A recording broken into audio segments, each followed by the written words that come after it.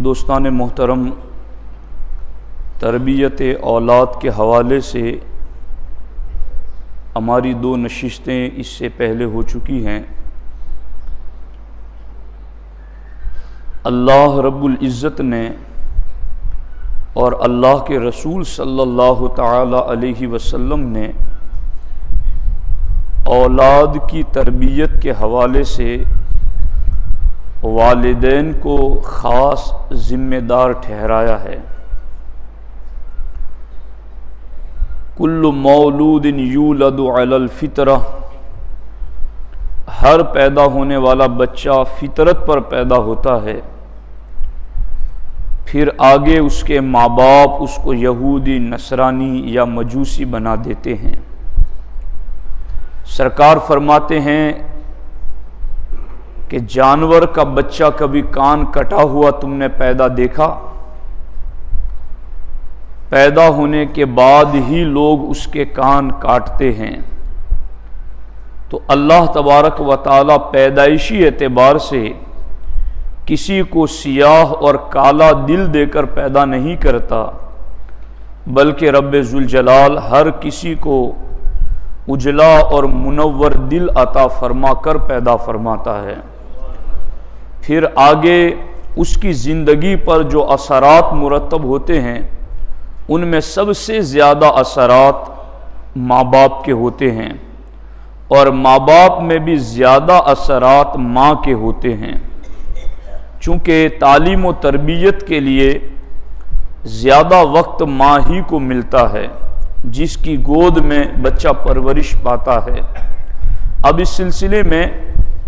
مزید باتیں عرض کرنے سے پہلے 2 روایتیں آپ کو بتاؤں، جس سے آپ کو ذہن نشی کرا سکوں کہ واقعی میں اولاد کی تربیت، ان کی نشو و نما اور ان کی پروان اور دینی دنیاوی سانچے میں ان کو ڈھالنے میں ماں کا کیا کردار ہوتا ہے۔ ایک مرتبہ ایک مجرم کو تختہ دار پر لٹکانے کے لیے لے جا رہے تھے، اس کو پھانسی کی سزا ہوئی، اور جب اس کو لے جانے لگے اور اس کی آخری خواہش پوچھی گئی کہ تمہاری آخری خواہش کیا ہے، اس نے کہا کہ مجھے اپنی ماں سے ملاقات کرنی ہے۔ اور پھر جب اس کی ماں کو لایا گیا تو وہ ماں سے ملنے کے لیے قریب گیا تو ماں کے کان اور ناک اس نے نوچ ڈالے، اور اس نے ماں پر جھپٹ مار کر کے یوں اس کو تکلیف دی۔ لوگوں نے ماں سے اس کو علیحدہ کرنے کے بعد اس کو ڈانٹا، اس کی سرزنش کی اور کہا پھندے پر جا رہا ہے اور یوں ماں کے ساتھ سلوک کر رہا ہے۔ تو اس نے کہا کہ مجھے اس پھندے تک پہنچانے والی میری ماں ہی ہے۔ کہا یہ کیسے؟ کہا بچپن میں چھوٹی موٹی چوری کر کے آتا تھا تو میری ماں اس چوری پر میری حوصلہ افزائی کرتی تھی، اور مجھے کبھی ڈانٹا نہیں، کبھی منع نہیں کیا، مجھے کبھی مارا نہیں، کبھی سزا نہیں دی، یہاں تک کہ ماں کی خاموشی بلکہ اس کی حوصلہ افزائی کی وجہ سے میں جرم کی دنیا میں آگے بڑھتا چلا گیا، یہاں تک کہ آج مجھے اس جرم نے پھندے تک پہنچا دیا ہے۔ تو ایک تو یہ ہیں، آج بچپن میں بچے اسکول میں، مدرسے میں، اپنے دوستوں میں کوئی ایسی حرکت کر کے گھر آتے ہیں تو کیا ماں باپ آج ان کی یہ تربیت کرتے ہیں کہ نہیں تم نے آج کسی کو گالی دی ہے تو یہ تم نے غلط کیا ہے، تم کسی کے بیٹے کو بیٹی کو مار کے آئے ہو تو تم نے غلط کیا ہے، تم کسی کا چرا کر لے کے آ گئے ہو یہ تم نے غلط کیا ہے۔ بہت کم ایسے ماں باپ ہوں گے جو گناہوں پر ان کی سرزنش کرتے ہوں۔ تو اب اس کا نتیجہ یہ ہوتا ہے کہ اس نے کہا کہ میں تختہ دار پر پہنچ رہا ہوں تو یہ جرم کی دنیا میں میری ماں نے مجھے اس کی طرف آگے بڑھایا ہے، چونکہ اس نے نہ جرم سے مجھے روکا بلکہ حوصلہ افزائی کی۔ جہاں ایک طرف یہ واقعہ ہیں، وہیں پر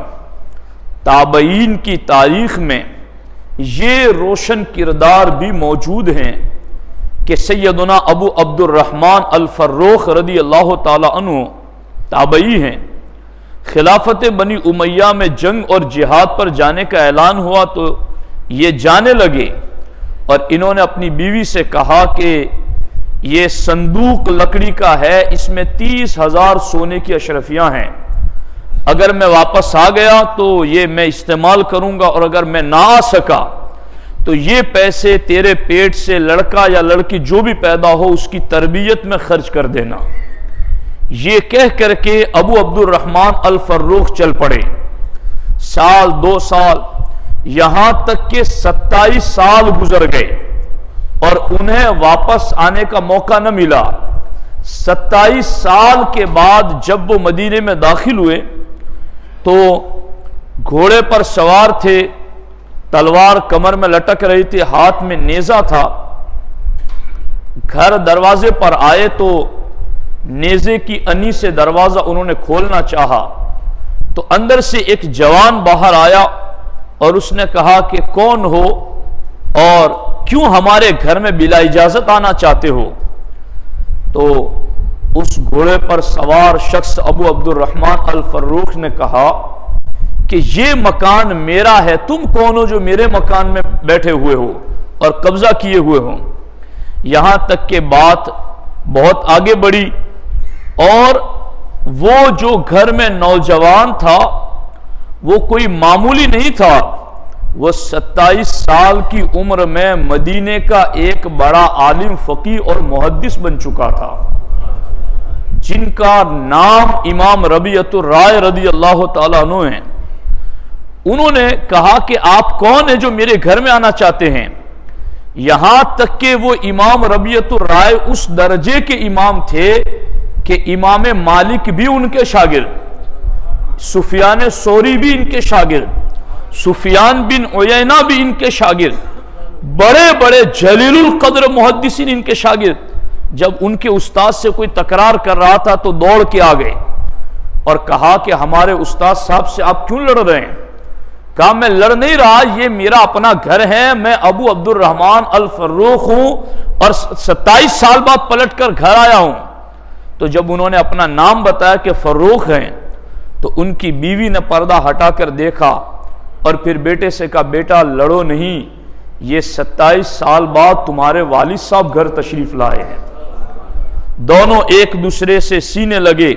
خوب روئے۔ اس کے بعد ابو عبد الرحمن الفروخ نے اپنی اہلیہ سے پوچھا کہ وہ جو 30,000 سونے کی اشرفیاں آپ کو دے کر گیا تھا وہ کہاں ہیں؟ کہ عصر کی نماز کا وقت ہے، آپ مسجد نبوی میں نماز پڑھ کے آئیں، پھر میں وہ خزانہ آپ کو بتاتی ہوں کہ وہ کہاں ہے۔ جب وہ نماز پڑھنے کے لیے گئے مسجد نبوی میں تو انہوں نے کیا دیکھا کہ ایک نوجوان ہے، چہرے پر چادر ڈالی ہوئی گئے اور بڑا عالمانہ لباس، وقار والا لباس پہنا ہوا ہے، اور سلام پھیرتے کی جب وہ مسند پر بیٹھا تو ہزاروں طلبہ بڑے بڑے بزرگ بھی اس کے سامنے گردن جھکا کر بیٹھ گئے اور درس حدیث لینے لگے، سرکار کے فرامین سننے لگے۔ تو انہیں پتہ نہ چل سکا کہ یہ نوجوان کون ہے، مگر انہوں نے اپنے ساتھ بیٹھے ہوئے شخص سے پوچھا، وہ ساتھ والا بھی نہیں جانتا کہ یہ انہی کا بیٹا ہے اور وہ خود بھی نہیں جانتے یہ میرا بیٹا ہے مسند پر بیٹھا ہوا۔ انہوں نے پوچھا اپنے ساتھ والے سے یہ کون نوجوان ہے جس کی اتنی بڑی شان ہے؟ کہا تمہیں پتہ نہیں یہ ابو عبد الرحمن الفروخ کا بیٹا امام ربیعۃ الرائے ہے؟ تو ابو عبد الرحمن الفروخ رضی اللہ تعالی عنہ خوشی میں ان کی آنکھوں میں آنسو آ گئے، اور پھر درس سے فارغ ہونے کے بعد جب گھر گئے تو بیوی نے کہا کہ تمہیں وہ 30,000 سونے کی اشرفیہ چاہیے یا تمہیں وقت کا یہ محدث چاہیے؟ دونوں میں تمہیں کیا چاہیے؟ کہا 30,000 نہیں، 30 لاکھ سونے کے سکے ہوں تو مجھے اس کے مقابل میں یہ محدث زیادہ پسند ہے۔ کہا پھر میں نے آپ کی حلال کی وہ رقم جو تھی میں نے آپ کے اس بیٹے کو سنوارنے میں تربیت میں لگا دی ہیں۔ تو کہا ایک وہ ماں تھی کہ بیٹا پھانسی پر لٹکنے جا رہا اور کہہ رہا ہے کہ یہ میری ماں کی وجہ سے میں مجرم بناؤں، اور کہاں امام ربیعۃ الرائے رضی اللہ تعالی عنہ جن کو شوہر کی غیر موجودگی میں 27 سال تک شوہر کی جدائی اور اتنے لمبے عرصے جدائی کے باوجود اس ماں نے بیٹے کی کیسی تربیت کی، علماء کو تحفے دیے، علماء کو نذرانے دیے، علماء کی خدمتیں کی، میرے بیٹے کو پڑھاؤ، میرے بیٹے کو نبی کے دین کا علم دو، یہاں تک کہ وہ پیسے خرچ کیا ہوئے، اللہ نے دنیا کی چھوٹی رقم کے بدلے ماں کی تربیت کے زیر اثر ان کے بیٹے کو وقت کا بڑا محدث بنا دیا۔ تو اتنا عظیم رول ہوتا ہے ماؤں کا اولاد کی تربیت کے حوالے سے۔ اب یہ صرف باتیں کرنے سے باتیں نہیں ہوگی، ہماری عادتیں بھی اب کچھ ایسی بن گئی ہیں کہ ہم بس سن کر کے کانوں کی لذت دے کر خوش ہونے کے عادی ہو گئے۔ پریکٹیکل میدان میں کون اترتا ہے؟ کون ان باتوں کو سن کر کے آگے یہ چاہتا ہے کہ ہاں چلو بھائی میں نے عورت کے حوالے سے یہ بات سنی تو میں آج جا کر اپنی بیوی کو یہ بتاؤں گا کہ اولاد کی تربیت میں ماں کا کتنا بڑا کردار ہوتا ہے۔ ہمیں تو گیٹ نکلتے ہی بات بھی بھول جاتے ہیں، ہم آگے جا کے ہم کیا بتائیں گے۔ تو یاد رکھو ایسے پاکیزہ معاشرہ جنم نہیں لے گا جب تک کہ ہم اس کے بارے میں ایکٹیو اور متحرک اور فعال نہیں ہوں گے۔ ہمیں اس بارے میں اپنی ذمہ داری کا احساس کرنا ہوگا۔ اس سلسلے میں میں حضور سید المرسلین صلی اللہ تعالی علیہ وسلم کا ایک فرمان آپ کو سنانا چاہتا ہوں کہ حضور کا تربیت کا انداز کیا تھا، اور میں یہ چاہتا تھا کہ سرکار اعلیٰ حضرت نے تربیت کے شارٹ میں 80 سے زیادہ اصول لکھے ہیں کتاب میں، 80 سے زیادہ باتیں، اور میں چاہوں گا انشاءاللہ ہم کوشش کریں گے کہ علامہ شبیر پٹیل صاحب کے ذریعہ اس کو گجراتی کرا کے ان لوگوں میں تقسیم کیا جائے تاکہ لوگوں کو کم از کم سن کر یاد نہ رہے تو کاغذ میں پڑھ کر کے تو یاد رہے کہ بیٹے کی آگے تربیت کیا کرنی ہے۔ تو اس کا وقت نہیں ہے، لیکن میں یہ سرکار کا فرمان آپ کو سناتا ہوں، اس کو اگلے جمعہ عرض کروں گا۔